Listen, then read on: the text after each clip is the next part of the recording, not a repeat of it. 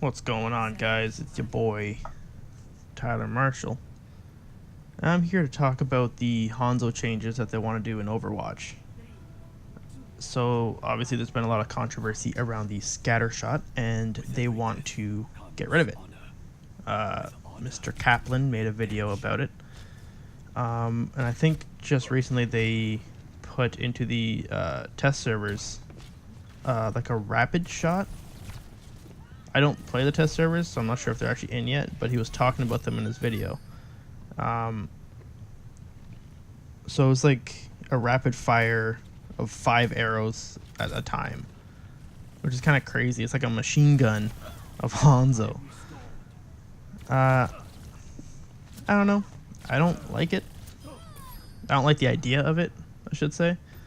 It doesn't... I don't think it really fixes the problem of, you know, using ability just because you're cornered and panicked, you know. I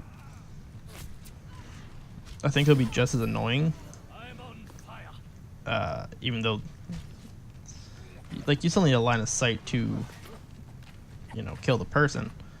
But, I don't know, Hanzo arrows already do a lot of damage, and I couldn't imagine 5 of them flying down range at, like, in the span of a second. That's crazy.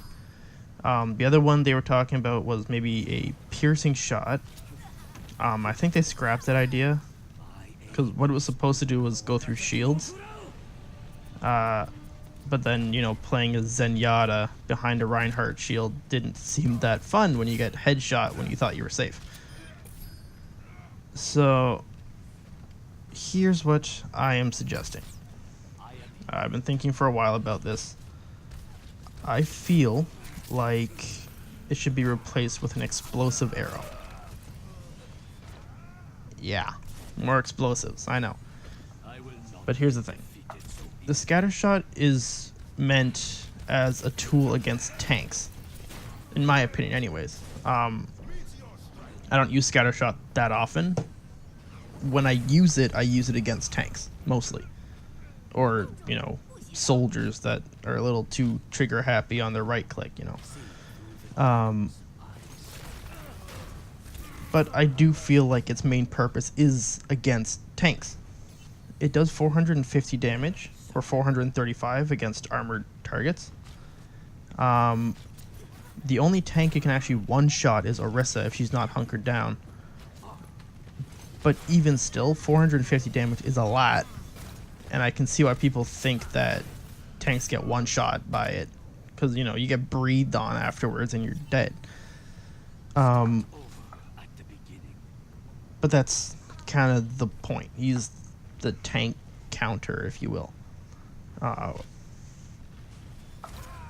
It takes 5 scatter shots to break Reinhardt's shield. Which doesn't seem like a lot, but I mean, with a long enough, you know, cooldown on it, it's going to take a lot more than that. It takes 2 to break Orisa's shield and Winston's shield.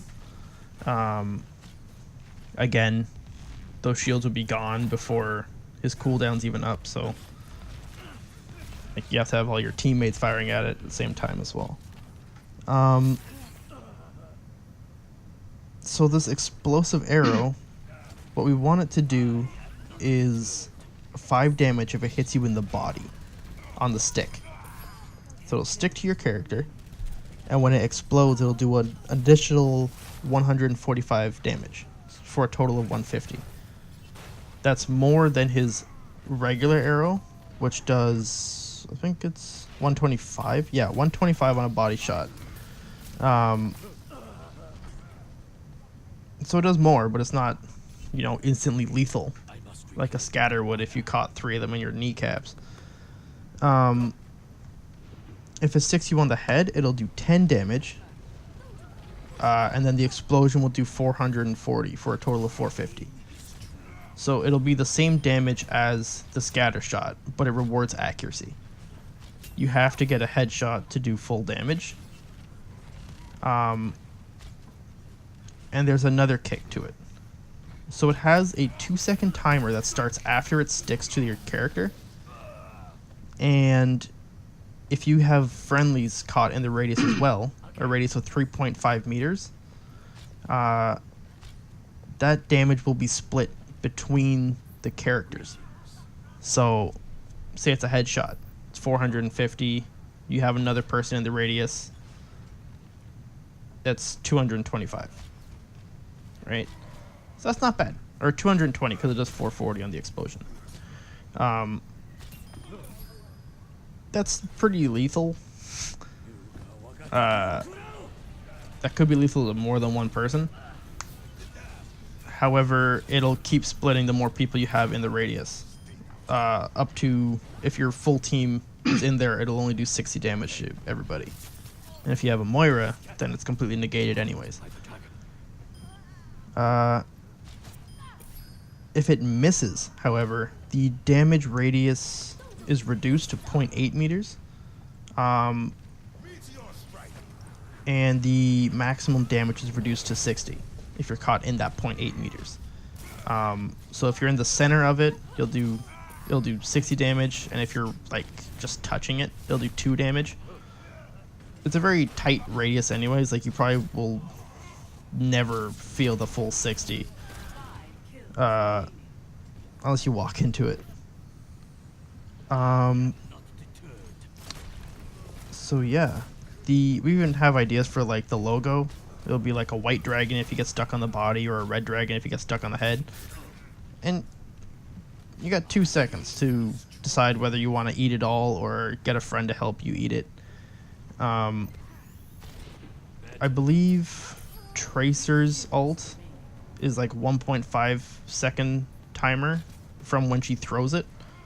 So this is plenty of time, I think, to try and get a friend to help you out. In terms of cooldown, we have some options. I have 2 options. 20 seconds and reduced by half on each headshot, similar to how Genji gets his dash back if he gets a kill. My friend says 20 seconds and reduced by 5 seconds on headshot, but I don't think that's fair for console players, to be fair. The other options are to increase it to 10 seconds with no chance of reset, or just leave it at 8 seconds with no chance to reset, because it is replacing Scattershot. You have to be more accurate with it. It's less overpowered. It's already a nerf, essentially. But it's not too much of a nerf. I believe it's balanced enough for it to make sense and to leave it at the 8 seconds. So yeah, I think that's about it. Let me know what you guys think. Just some ideas I'm throwing out there. I will let this video play out just a little bit more, because I do win, even though I had quite a death streak there. Yeah, so let me know what you guys think, and if you have any suggestions, ideas, let me know if it's even a good idea to begin with, if you think it'll be still overpowered or what. So yeah, that's it. Talk to you guys later. Bye.